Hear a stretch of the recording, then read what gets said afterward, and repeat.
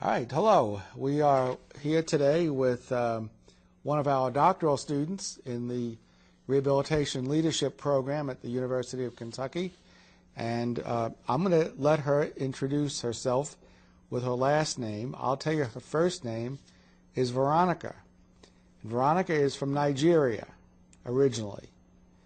Veronica, pronounce your last name for us. My last name is Ume Asiewu.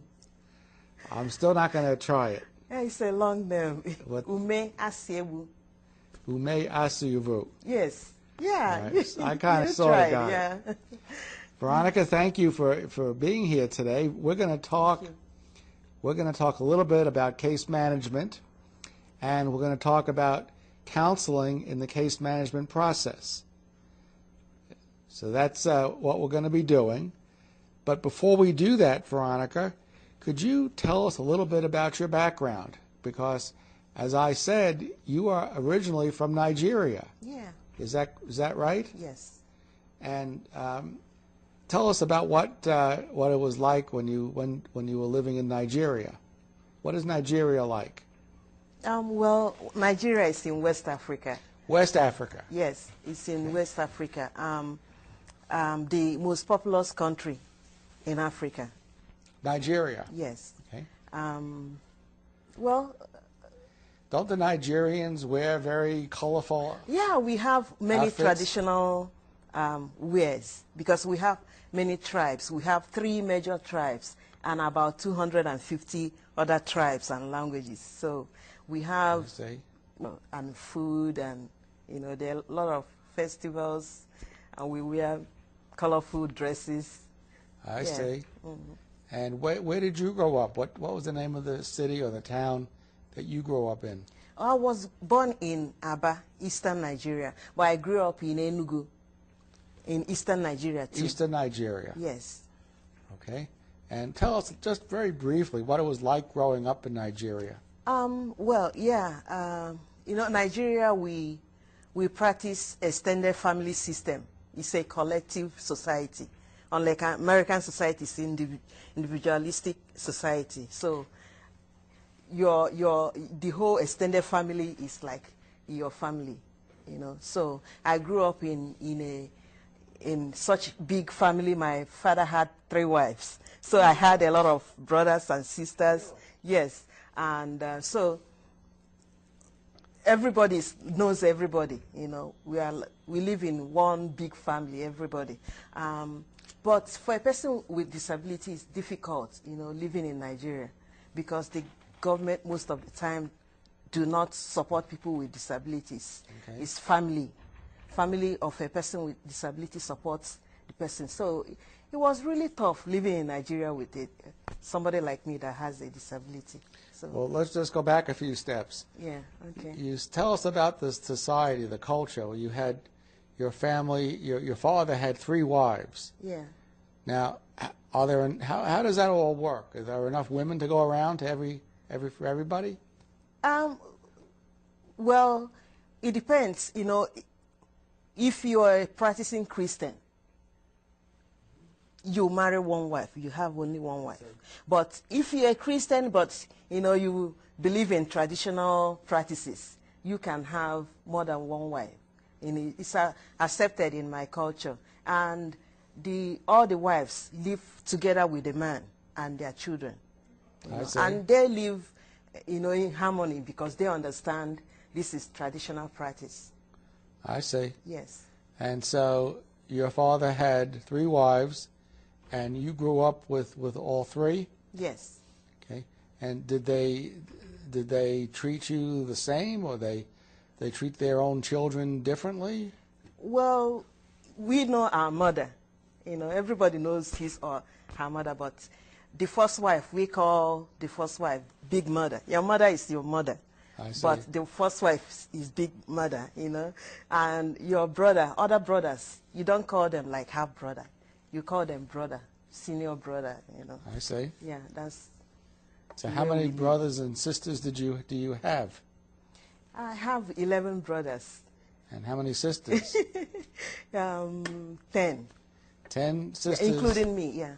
Including you, and 11 brothers. Yeah. All right. And what kind of work does your father do? He was a teacher. Then he stopped teaching. He went into private practice like a contractor. I see. Yeah. What kind of contracting does he do? Buying lands and selling. Real estate. Yeah, he buys land and sell to people that want to build a house. Yeah. Okay. And you use a wheelchair. Yes. Okay. And how long have you been using a wheelchair? I started using wheelchair when I came to United States at the University of Pittsburgh. I started using wheelchair 2 years and 6 months now. But while in Nigeria, I used crutches. Because in Nigeria, you cannot using wheelchair is very difficult because it's not, nowhere is accessible. Okay. Yeah. And you went to school in Nigeria, Yes. Is that correct? Yes. Did the three mothers you lived with, did they work? Yeah, they were doing, not work, they were doing like business, selling vegetables. Okay. Yeah. What in the market. Did they have a farm? Did they grow their own vegetables? No, they buy. They buy them. Yes. How did they all get along? Well, there's always a problem, you know, with Really? women, but it depends on the man. The man will be able to control his family. That's how it is. It's the man. Everything depends on how the man handles his family. But once in a while, yeah, they clash. They have problems. Okay. The wives have problems once in a while. Does that kind of filter down to your brothers and sisters? Sometimes it depends. Sometimes? Yeah, sometimes it can. Okay. Yeah. And so how long had you been using crutches? I had polio when I was 2 years. You had polio when you were 2 years of age? Yes, so I started using crutches early, very early. So for a long time? For a long time, yeah. Now, you went to college in Nigeria, is that Yes, correct? Yes. What college did you go to? I went to University of Nigeria. I studied physical therapy. You went to University of Nigeria Yes. and studied physical therapy. Yes. All right. And was that on the British model of education? Yeah. Tell us about the British model of education. Well, you have a bachelor's degree, is that correct? Yeah, I have a bachelor's degree. Well, I don't know if I understand British model very well, but you know, in Nigeria, our official language is English because we were colonized by Britain. So our official language is English. You know, our textbook is English. From day one kindergarten, we read English. We read English. We study in the classroom in English. Though we have different languages, we know our language. We also take some courses in our own language. All right. What is your native language? I'm Igbo, so my language is Igbo. Say that again? Igbo. Igbo. Yes. Now, I'm going to ask you a question. Can you answer it in that language? Yeah. Can you answer me? Mm-hmm. Okay. Yes. Now, have your other brothers and sisters gone to college? Yes. Now, answer it in your native language. Tell us what kind of education they've had. Oh, okay, yeah. In your native language first, then English. Okay. Ha gụrụ akwụkwọ. Ha gụrụ akwụkwọ gụrụ na university. Okay, what did you just say? I said that some of them went to school and they studied up to college level. Okay. And you studied in college, is that correct? Huh? You studied in college. You went to college, is that Yes. correct? Mm-hmm. And you graduated. Yes. And what was your degree in? Was it physical therapy? Physical therapy, yes. Okay. Did you work as a physical therapist? When I graduated, I did 1 year internship with the teaching hospitals. I started doing my master's, worked as a graduate assistant while I was doing my master's. I just graduated. I actually have a master's in physical therapy. I just graduated from University of Nigeria master's in physical therapy, and then left to come to United States to study for rehab counseling. Okay. How did you, how were you able to practice using crutches, practice physical therapy? The only time I practiced was when I was doing internship. So I was doing electrotherapy. Electrotherapy practice doesn't need physical strength because we use machines, ultrasound, Okay. So infrared. you were able to do that, yes, without difficulty? Yes.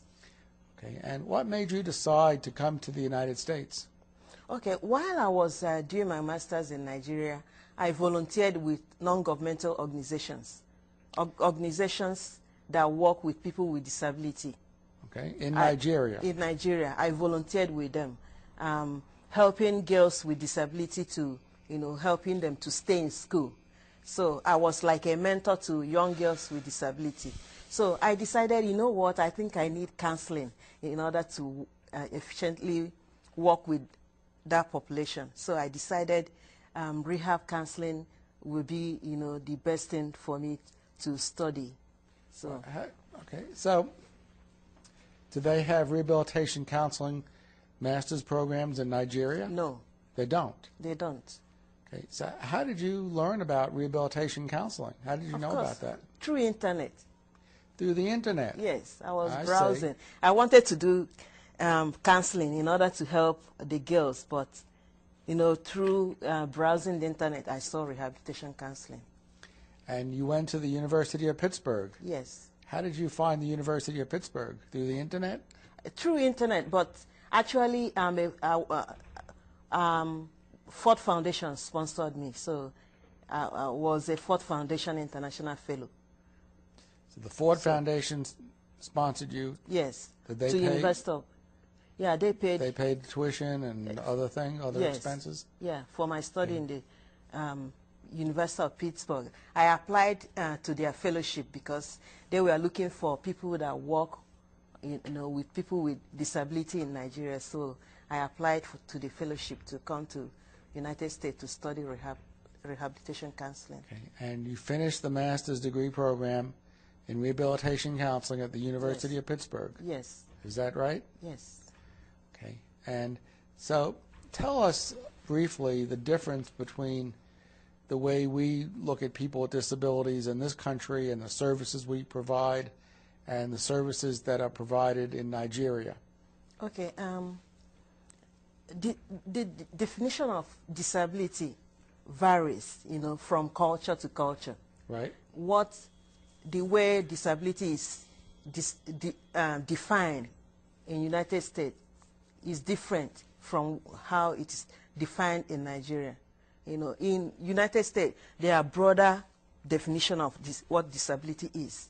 But in Nigeria, they consider disability as physical things people can see. The person cannot see, cannot walk. That's what they call disability. Another thing is cultural beliefs, affect the way people see disability. In Nigeria, there's this model of disability, traditional model, religious model, medical model. Where traditional model, they see disability as probably is witchcraft, is caused by witchcraft, or is caused by sin, something the forefathers have done, or, like a punishment. Yes, like a punishment, or medical model that is because of medical reasons. While in United States or other parts of the world, they have moved from traditional religious model and medical model to social model. So the way disability is seen in America is different from the way it's seen in Nigeria. So, and that affects people's belief. It affects how they treat people with disability. It affects services that are available, in Nigeria, because they consider it could be as a result of something somebody has done. So they will recommend go to church for them to pray for you, to cast out the demons, Mm-hmm. So because that's how they see it, or traditional model, they may say, okay, maybe they need sacrifice to the forefathers to be able to forgive whatever sin, you know. And another problem is that the government does not have services, you know, to help people with disability. Rather, it's the family that takes care of people with disability. So if the family is, if they are aware of what causes disability, or if they have, they are wealthy to be able to help their family member with disability, then, you know, the person will receive services because they will be able to take the person to the hospital or to school. But if they are not aware, or they believe that it's caused by the gods, you know, so it will influence the way what they do. I see. Yeah. And so why did you decide to come to look for a program in the United States? What was your reason for coming here? Yeah, number one is because I know that there's no school in Nigeria that no rehabilitation program in Nigeria. Yes. And number two is I really wanted to change things for myself, you know, to change my life and be able to, you know, like help other people, you know, because if I get services, I'll be able to stand, you know, to stand and be able to give something back to the society and be able to take care of my needs, be able to contribute to the society. But if you stay in a society that limits you, limits what you can do, you cannot go far. So I decided that I have to change things for myself, you know. And so that was, and you came here by yourself. Yes. That must have been quite an adjustment. Yeah. Can you talk about that briefly? Well, yeah, because the culturally, you know, is different. Weather-wise, is different. You know, the culture of Nigeria and the culture in the United States is not the same. You know, like I said before, in Nigeria, it's a collective society. If you can easily go to your uncle, go to your aunties, you know, for whatever help you need. You know, are there any programs or any incentives for employers to hire people with disabilities? Well, there's this rule that in every job, 2% should, in Nigeria, 2% should be for people with disability, that every employer should reserve 2% of their job for people with disability. But most of the time it's on paper. It's not really practiced. I see. It's not really done. So when you came to this country, you were telling us that it was quite an adjustment. Yes. Can you talk a little bit about what sort of things you found that you had to adjust to? What was some of the things that were easy to adjust to, some things that were a little more difficult to adjust to? Okay, one of them is weather. You know. The weather? Yeah, I have never seen snow before. Does it mean it's warmer here? No, it's cold. It's colder here. It's warm in Nigeria, yes. I've never seen, you know, You winter. never saw snow? Yeah, snow. But in Pittsburgh, see. it was, you know, like crazy. I so see. That's my first time, you know. So weather-wise, it was quite an adjustment. Okay. Nigeria is almost hot the whole time of the year. Yes. Near the equator, isn't it? Yes. On the equator. Yes. And, of course, I left my friends. You know, I left my friends and family members, adjusting to new people. New people. New, right? You know, way of doing things. Now, it wasn't easy. Were there many Nigerian students at the University of Pittsburgh? No, very few. Few. Not many, yeah. Now you're in the doctoral program in rehabilitation leadership with us at Kentucky. Are there Nigerian students at this university? Yeah, I have met another doctoral student from Nigeria. Just one? Yes. I don't know about, maybe there are many others, but I have just met one. At least you met one? Yes. And that's more than Pittsburgh? Yeah, but Pittsburgh I stayed, you know, 2 years. Right. So I just came in August, so probably I will still meet others. All right. Yes. And so tell us about what you what other differences that you've noticed and the adjustment that you had to go through. Was it difficult adjusting to the culture here, to the food here? to the people, the way we do things? Yeah, it's difficult. It's challenging, but Challenging. yeah, it's challenging because the way we relate in Nigeria is different from how people relate here. Well, how do you relate in Nigeria? Yeah, in Nigeria, let's say my friend can just come to my house anytime without like calling me and telling me I'm coming. I can just, show up in there, and they don't mind because that's part of the culture. Very open. Yeah, it's open, Right. So, and it's open for me to discuss any issue I have with my friends or family, yeah, so. But it's not like that here. Oh, it's not. Not like that here. No. What other adjustments did you find? What other things that were somewhat different? Another thing is food.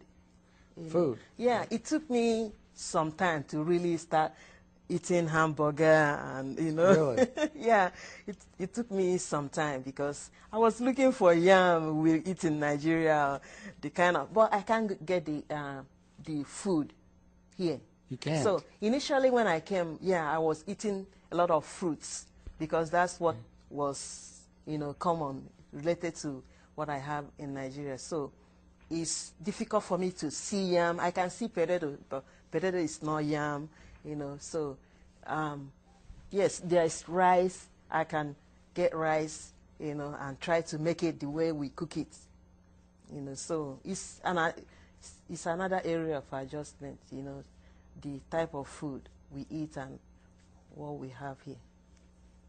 So do you feel more comfortable here than when you first came to the United States? Yeah, I'm more adjusting? comfortable now compared to when I just came. And what are your plans for the future once you finish your doctoral degree? Well, my plan is to teach. Look for employment, yes. Now, are you going to be able to stay in the United States, or you have to go back to Nigeria? What is? Yeah, if I find an employer, I can stay. If you find an employer, you'd be able to stay. Yes. Right now, I know it's early, but would you like to stay here, or would you like to go back to Nigeria? What are your thoughts right now? I want to stay. You want to stay? Yes. Okay. Have any of your family members come to visit you? No. Not yet? Not yet. Not yet. Okay. Not yet. Okay. Yeah. So, tell us what you know about case management. Case management. Yes, in rehabilitation. Well, what I know about case management is, is most of the time working one-on-one with a consumer. Yeah. Okay. Working one-on-one with a consumer. And of course, in rehabilitation, we're helping people move from being dependent to being independent. Yes. Okay. Which is very different than what you grew up with. Yes. Because what you're saying is, number one, if you don't have a physical disability and if you can't see the disability, then you're not considered to have a disability. No. And then the second thing you've told us is that if you have a disability, there are very few services to assist people. Yes, correct. And number three, although employers are required to make 2% of the jobs available to people with disabilities, that's more on paper than followed. Yes. And of course, they could always say, probably, well, they could point to somebody who may not have a significant disability and say, these are the people who have disabilities. Do you follow what I'm saying? Yes. Yeah. Or they say they are not qualified. Well, they're not qualified. Yes. Okay. There are no qualified people with disabilities. Yeah. Okay. And then you also told us that there are very few services and that family members, the extended family is expected to take care of the person with the disability. Yes. So it's a little different in this country. It is. Yeah. Would you agree with that? Yeah, sure. How have you found it to be different? Yeah, because most of the time I know that the government have services. They provide services for people with disability, right, in the United States, which is very good, Right. Yeah.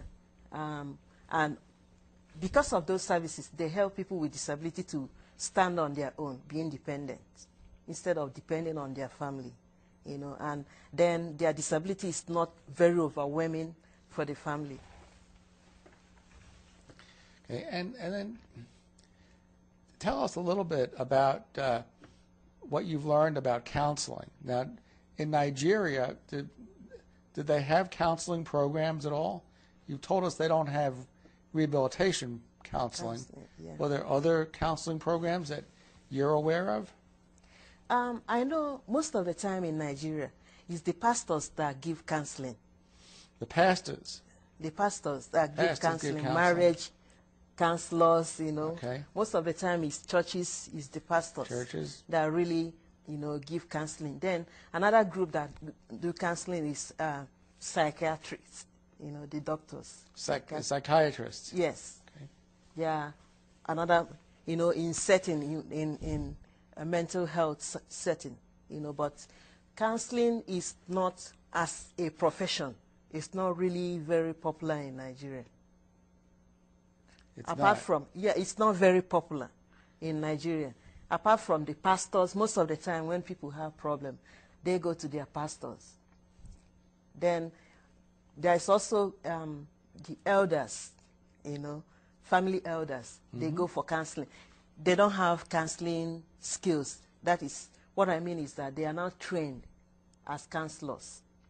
Mm-hmm. But because our society, Nigerian society, respect the elders. They believe that the elders know, because of their life experience, that they have so much knowledge. So when they have a problem, you know, they go to the elders. If a family and another one have problem, they normally have elders who they go to settle their problems. Yes. Okay. Elders in the community. Yes. Okay. And is it mainly, when you say elders, is it mainly men? Yeah, most of them are men. You know, so, in some cases, few women. So how are you've been in this country now a few years? How are women treated here versus how they're treated in Nigeria?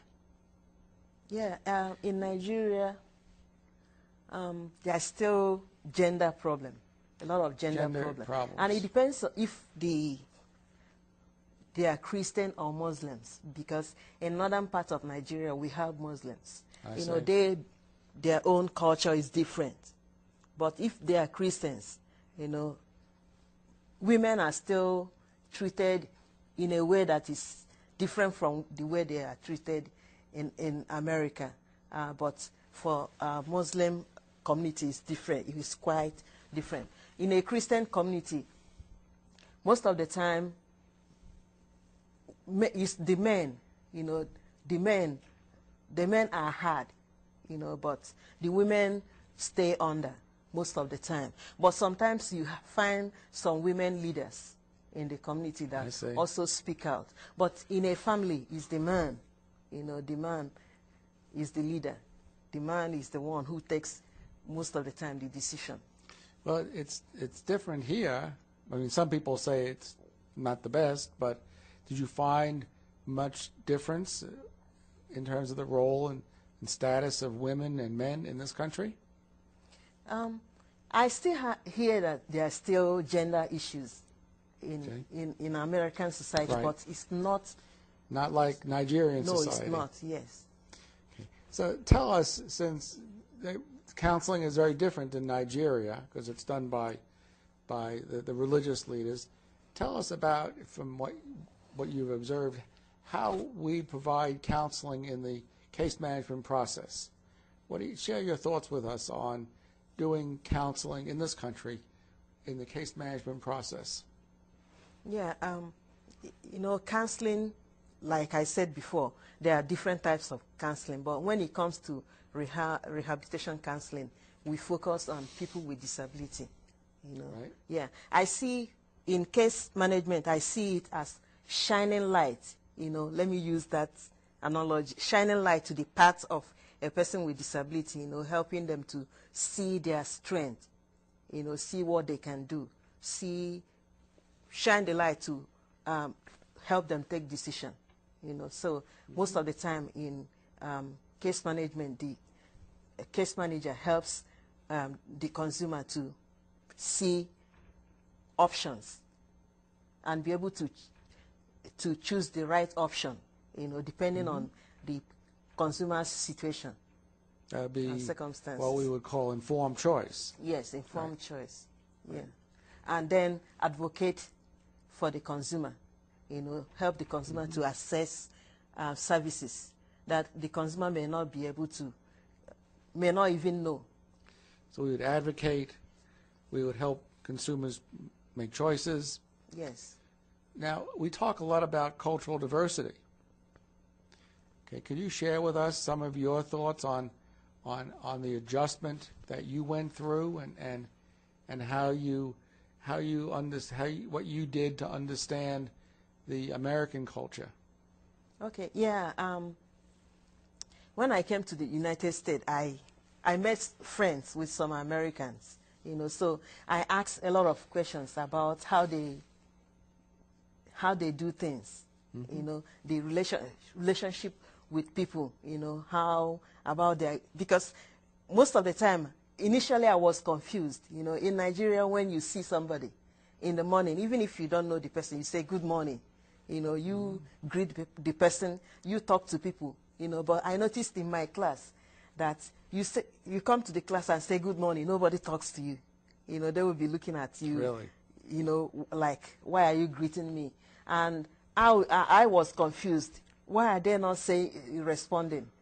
So until I understand that it's a cultural thing, it's a cultural issue.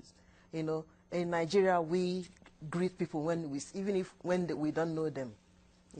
But American society is not that way. It doesn't mean they don't like you. It doesn't mean they are quarreling with or there's a problem. But that's how just how they are. So I begin to understand that this is one of the cultural differences, So I believe, as a counselor, I believe counselors should also have multicultural competencies in order to be able to really help consumers. But because when they understand their own culture, and then learn about other people's culture, they will be able to, relate with the consumers and relate with other professionals. Right. Yeah. And of course, the culture you came from is very different from this culture. Yes. And we're kind of getting to the end right now, but our time is close to running out. But share with us a little bit about any tips or techniques that you might have for counselors working with people who are from different backgrounds, different cultures than they are. Any thoughts from your own experiences and background? Okay, yeah. Some of the tips I think that would be useful are, ask questions. Some things you don't understand or you don't know that it's done the way it's done, ask questions about it so that you'll be able to understand, And another thing is that don't consider your own culture the only way of doing things. Know that there are other ways of doing things. If you know that there are other ways of doing things, you'll be able to accept other people and understand, where they are coming from. It's also good to make sure you clarify, from the consumer how they do things,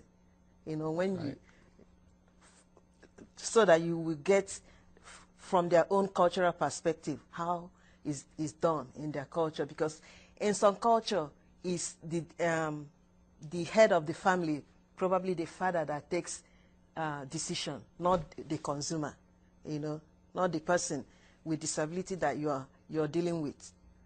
So if you clarify those things and understand it, it will help in having a good relationship with listening, clarifying, ask questions. Ask questions, understand that yours is not the only culture. Yeah, it's not. Those would be some of the techniques that you would suggest. Yes. Because even though our counselors and our consumers are from the same country, there are differences with regard to ethnicity, to gender, to geographic locations where people came from, Yes. religious differences. So that sounds like those tips and techniques would be very good. And of course, the adjustment that you've made is very dramatic in terms of what you've told us about your culture in Nigeria and the way things are in this country. Yeah. Veronica, thank you very much. Thank you. It's been very enlightening and very informative. And I appreciate you taking your time out to talk with us. Thank you for having me. Yes. Thank you.